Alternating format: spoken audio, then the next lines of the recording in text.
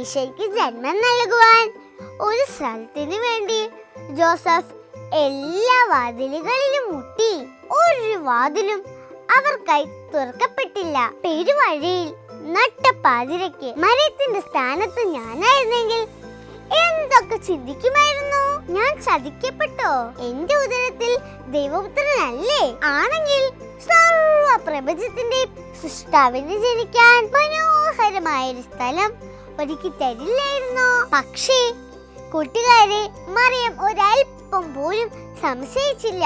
അവൾ പൂർണ്ണ വിശ്വാസത്തോടെ ദൈവത്തിന്റെ ഇഷ്ടത്തിന് തന്നെ വിട്ടുകൊടുത്തു.